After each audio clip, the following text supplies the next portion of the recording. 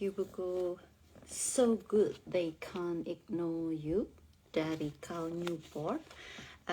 Subjudulnya adalah Why Skills Trump Passion in the Quest for Work You Love. Seperti biasa aku akan bahas overview dari buku ini, apa yang aku suka, apa yang aku kurang suka atau aku mau challenge, terus 3 key takeaways yang aku dapatkan dari buku So Good They Can't Ignore You. Oke, langsung kita ke overview dari buku ini. Secara umum kan kita bisa lihat ya dari judul sama subjudulnya. Oh, ini berarti mengutamakan skill dibandingkan passion gitu. Jadi dalam buku ini si penulis itu bilang bahwa nasihat tentang follow your passion itu menurut dia nggak tepat gitu. Itu kayak itu salah, itu nasihat yang buruk gitu. Untuk membuktikannya dia itu mewawancarai banyak orang gitu yang bisa mencapai kesuksesannya dan bukan gara-gara ngikutin passion gitu, malah karena mempunyai skills itu tadi gitu. Terus dia nulis ada 4 rules, jadi dia menemukan gitu ya, kira-kira dia dia merumuskannya ada dalam 4 hukum gitu, 4 rules. Yang pertama, don't follow your passion. Yang kedua, be so good they can't ignore you, atau pentingnya skill gitu. Yang ketiga adalah turn down a promotion, jadi ditolak aja promosi itu. Atau dia sebenarnya mau ngomong tentang pentingnya kontrol dalam karir kamu. Dan rule yang terakhir adalah think small, act big, atau pentingnya punya misi dalam karir. Oke, itu overview bukunya. Aku langsung ngomong tentang apa yang aku suka dan apa yang aku mau challenge. Pertama, sukanya kenapa? Karena dia debunking, karena dia membongkar gitu. Dia challenge tentang pemikiran yang umum atau pemikiran yang lazim kita temui kalau kita lagi baca perihal karir gitu. Yaitu tentang passion mindset. Passion mindset tuh ya udah, kita biasanya dengar, oh kamu harus mengejar karir di mana kamu memang passionate gitu, di mana kamu memang seneng banget, pengen banget untuk bekerja di area tersebut misalnya. Nah, mungkin karena saking umumnya kita jarang untuk berusaha kritis dan challenge mindset itu tadi. Di buku ini dia berhasil debunk dengan paparan yang sangat runtut gitu ya, dan pengalaman juga sekaligus melihat fenomena secara umum gitu. Kegagalan orang yang terlalu cepat melompat gitu ya tentang passion. Bagus sih kalau kamu punya passion tuh, memang sangat suka, itu bagus gitu. Tapi ada semacam loophole, semacam ada lubang di situ yang tidak semua orang itu cukup aware apa aja lubang-lubang yang akan kamu ketemui kalau kamu hanya fokus pada passion kamu. Nah, di buku ini dia sebutkan itu tadi apa aja sih yang kalau orang semata-mata mengikuti passion aja, kamu akan kesandung di sebelah mana gitu. Nah, itu yang aku suka. Jadi runtut ya karena mungkin karena dia sekarang sih dosen di computer science di Georgetown University, si Cal Newportnya. Jadi memang sangat terstruktur gitu ya, rapi gitu kalau nulis. Minusnya atau yang mungkin aku mau challenge, ini buku diterbitkan 2012, buku kedua atau ketiganya gitu aja dari si Cal Newport, dan aku merasa masih banyak beberapa poin itu agak-agak emosional atau heavy opinionated gitu ya kalau istilahnya. Jadi memang berdasarkan opini gitu, dan yang kurang kuat gitu kayak reasoningnya. Tapi itu beberapa sih gitu, masih banyak poin-poin yang memang dia bisa buktikan gitu. Ini berdasarkan riset ini, terus habis itu contohnya ini itu gitu. Jadi menurutku masih bagus banget, masih bagus. Halo Grace, thank you for staying in. Aku lanjut ya, ketiga key takeaways yang aku dapatkan dari buku So Good They Can Ignore You. Pertama, dia sebutkan tentang courage culture. Jadi kadang aku nggak tahu namanya gitu, ternyata ada istilahnya adalah courage culture. Apa tuh courage culture? Kayak budaya di mana banyak motivator itu yang kamu butuhkan hanyalah keberanian, kepercayaan diri, udah kamu terjang aja. Nah, semacam kayak gitu loh. Kultur-kultur yang seperti itu yang kita banyak ketemu juga. Kalau sekarang mungkin malah influencer juga ya, banyak yang seperti itu.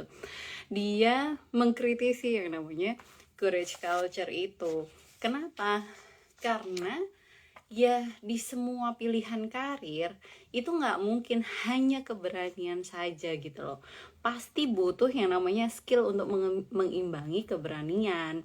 Jangan kayak serta-merta karena oke, aku bisa mencapai titik ini karena aku berani gitu. Iya sih, memang dibutuhkan keberanian, tapi di sisi lain kerja keras kamu itu juga jangan kerja keras, skills, terus konteks-konteks yang lainnya tuh jangan dihilangkan. Karena seolah-olah si courage culture ini, ya pokoknya kalau kamu udah berani, kalau kamu udah pede, niscaya kamu pasti akan sukses gitu. Padahal itu nggak kayak gitu, banyak. Nah, si Cal Newport bilang kalau dibanding keberanian, gimana kalau kamu mantepin skill kamu gitu, mantepin skill kamu. Kalau skill kamu mantep kan otomatis kamu akan berani gitu. Jadi pola pikirnya si Cal Newport seperti itu. Dia juga sebutin tentang praktisnya gitu untuk kita bisa mencapai skill yang dibutuhkan untuk bisa berani itu tadi. Ada cara-caranya, misalnya deliberate practice gitu ya. Deliberate practice di tahun-tahun setelahnya banyak dibahas di bukunya Grit itu ya, disebutkan di situ. Tapi ini di 2012 udah dibahas sama si Cal Newport tentang pentingnya deliberate practice untuk meningkatkan skill dan karir kita. Kemudian key takeaways yang kedua itu aku seneng dimana dia menyebutkan tentang dinamika atau dynamics, tentang choice sama kontrol. Dia menyebutkan bahwa sering kita nggak sadar gitu kalau kita udah naik jabatan, maka oh iya kamu akan dapat duit lebih banyak, gaji lebih banyak, terus habis itu fasilitas lebih banyak. Tapi di saat yang sama, kontrol kamu atas diri kamu sendiri, atas skill kamu, atas waktu kamu itu otomatis akan lebih sedikit gitu kan.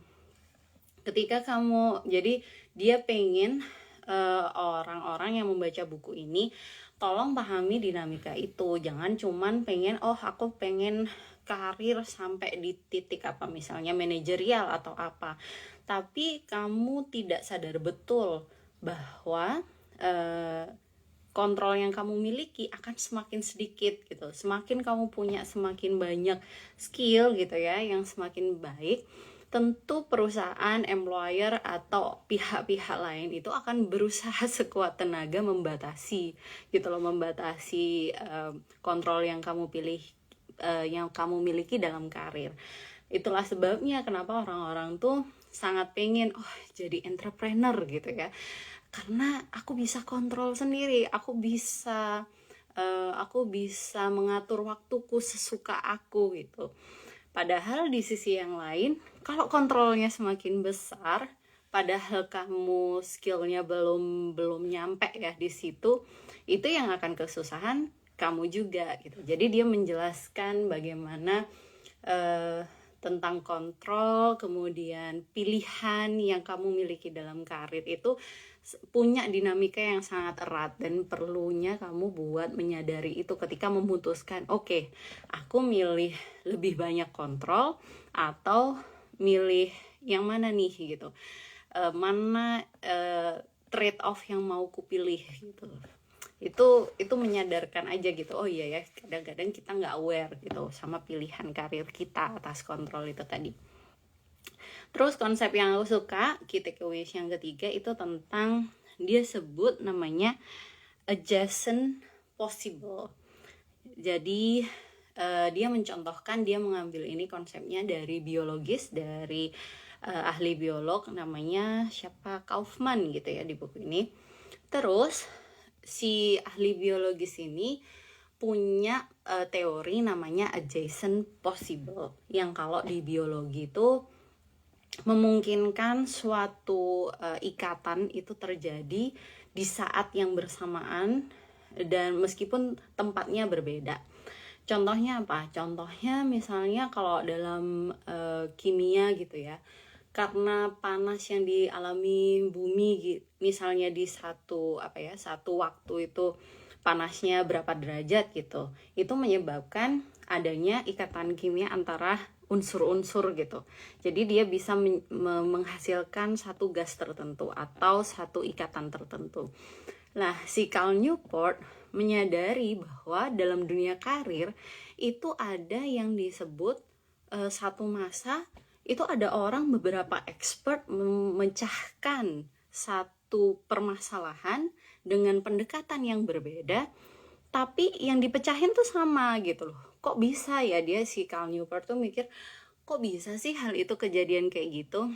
Nah, penjelasannya adalah dia bilang kalau orang sudah sampai pada titik mastery atau emang udah jago banget gitu ya di skillnya dia, misalnya tentang marketing gitu, udah sampai jago lah istilahnya, paling atas lah di marketing. Terus yang jago kan gak cuma dia sendiri, kan pasti ada beberapa orang yang lain. Nah, orang-orang ini ketika memiliki tingkat skill yang sama, dia akan bisa melihat sebenarnya permasalahan apa sih yang paling mengemuka gitu, permasalahan apa sih yang kira-kira saat ini paling penting untuk dipecahkan.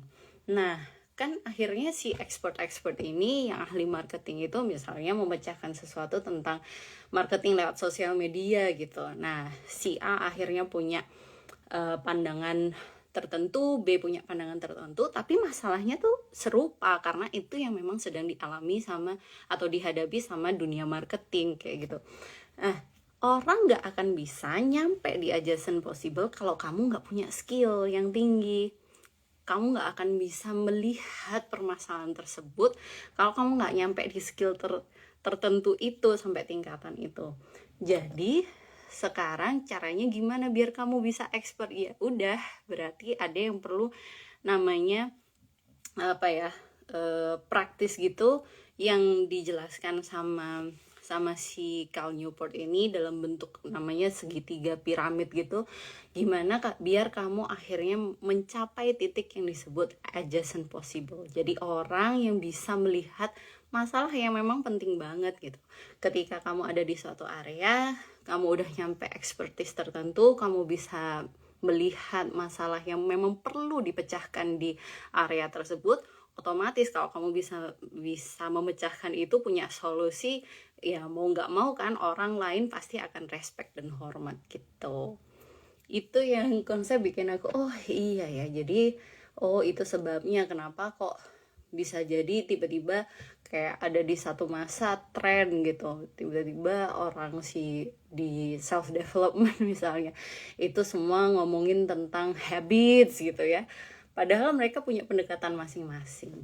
Itu yang disebut dengan adjacent possible. Terima kasih yang udah stay in. Sampai jumpa di Kelar Baca Buku selanjutnya. Bye.